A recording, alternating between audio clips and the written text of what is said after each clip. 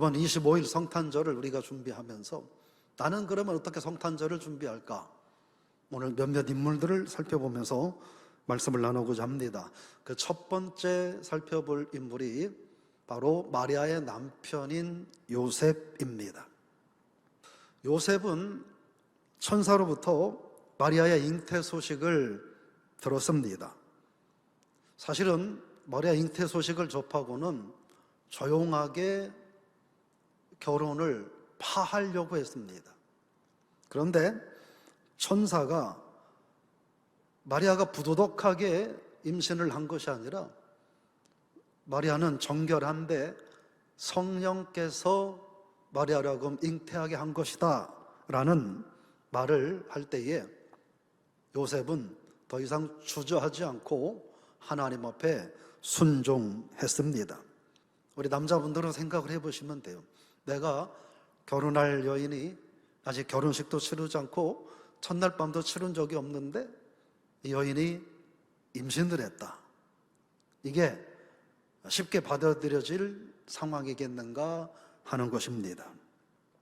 그래서 종교개혁자 마틴 루터가 뭐라고 말을 했냐면 성탄에 있어서 가장 기적은 동정녀 마리아가 아이를 잉태한 것이 아니라 그의 정혼자인 요셉이 그 사실을 믿은 거다, 이렇게 말할 정도였습니다. 여러분, 올 한 해 여러분들이 성탄을 준비하면서 어떻게 우리가 성탄을 준비할까?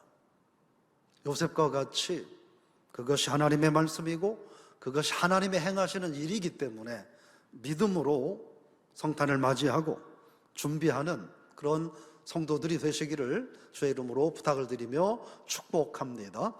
두 번째 생각할 수 있는 것은 바로 마리아입니다. 마리아입니다. 우리가 결혼을 앞둔 미혼 여성들의 입장에서 마리아의 상황을 한번 생각을 해보자고요. 내 결혼 배우자, 예상 배우자와 아직 손도 한번 잡아보지 않았어요. 결혼을 해야 돼. 그런데 내가 아기가 생겼네. 여러분, 이 상황을 어떻게 우리가 생각해야 할까 하는 것입니다. 자칫하면 요셉이 받아들여주지 않으면 이 꿈꾸는 행복한 결혼은 시작도 못 해보고 파탄이 날 것입니다. 그것뿐일까요? 요셉의 마음만 조금 더 독하게 먹으면 마리아는 바로 동네 마당으로 끌려나가서 동네 사람들에게 돌에 맞아서 죽어야 했을 것입니다. 그것뿐일까요? 마리아의 부모님들은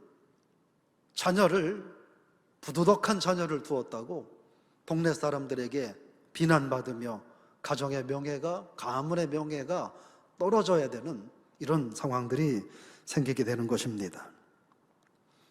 마리아 입장에서 도저히 이해가 될 수 없고 도저히 받아들이기 어려운 그러한 상황일 수밖에 없습니다.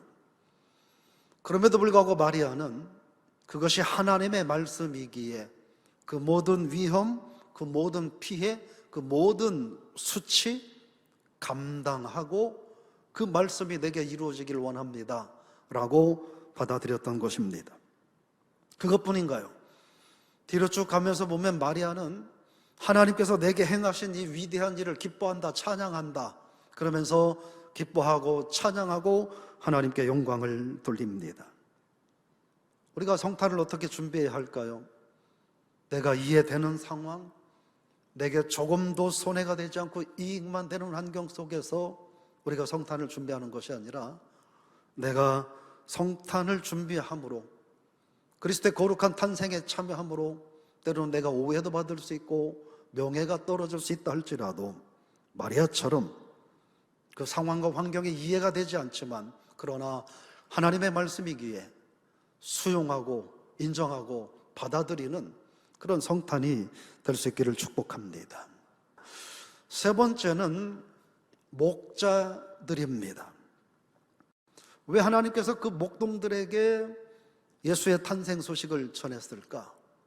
생각해 보면 이 목동들은 가장 천대받는 직업을 가진 사람들이었어요. 누구도 알아주지 않는 사람들이었어요. 그러나 그럼에도 그들은 자기들이 해야 할 최선을 다하며 성실하게 살았던 사람들입니다. 하나님께서는 그들의 그 성실함을 보시고 그들에게 아기 예수의 탄생 소식을 전하신 것이 아닐까 하는 것입니다.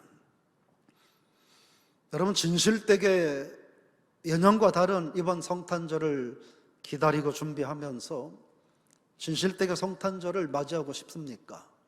그러면 오늘 저와 여러분들에게 주어진 삶의 현실에 충실해야 합니다. 사람이 보든 보지 않든, 누가 감시를 하든 잔소리를 하든 참견을 하든 하지 않든 성실하고 정직하게 내게 주어진 자리를 지키며 책임을 다하는 성실함으로 성탄을 준비할 수 있기를 바랍니다. 세 사람의 동방의 박사들이 찾아왔습니다. 그들이 찾아온 길은 요즘 말로 말하면 편도 3,500리나 되는 길이에요. 왕복 7,000리 길이에요. 엄청난 거리예요. 그들이 지금처럼 도로가 좋아서 차를 타고 온 것도 아니고 비행기를 타고 간 것도 아니고 어떻게 해요? 그들은 걸어서 또는 낙타를 타고 왔습니다. 도로가 좋았을 리 만무할 것이고 또 별을 보고 가야 했기에 그들은 밤에만 움직여야 했을 겁니다. 낮에는 더위가 있지만 밤에는 추위가 있어요. 낮에 위험도 있지만 밤은 더 위험합니다. 밤에 별만 보고 그 엄청난 길을 걸어온다고 하는 것은 이것은 희생이에요.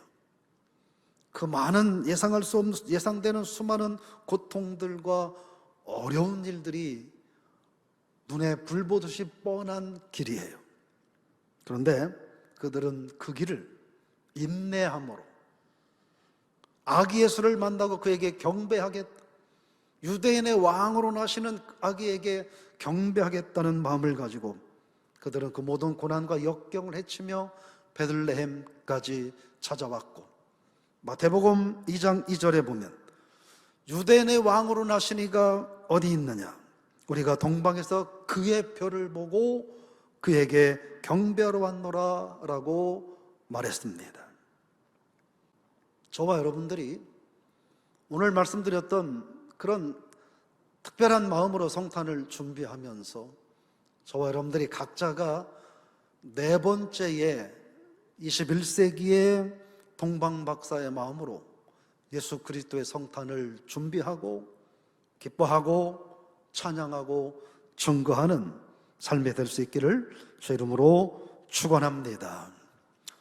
코로나19가 우리를 힘들게 합니다. 피곤하게 합니다.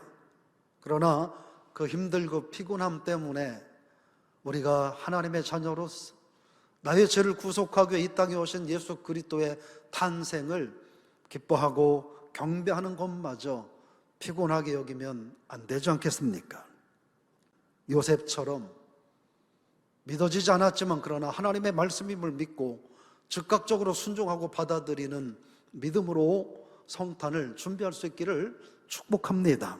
마리아처럼 이해되지 않고 도저히 납득할 수 없는 환경과 상황이지만, 그로 인해 내가 많은 손해를 볼 수 있는 환경도 되지만, 그러나 하나님의 말씀이기에 찬양하며 기뻐하며 성탄을 준비할 수 있기를 바랍니다. 목자들처럼 성실함으로 성탄을 준비하시기를 바랍니다. 동방의 박사들처럼 최선을 다하여 어떤 고난과 역경도 극복하고 내가 드릴 수 있는 최상의 경배를, 감사를 예수 그리스도께 드리며 성탄을 준비할 수 있기를 바랍니다. 우리들의 내면으로, 내 믿음의 고백으로 더 성숙하고 신실하게 그리스도의 성탄을 준비하고 성탄을 맞이하는 행복한 신앙인들 다 되시기를 주의 이름으로 축원합니다.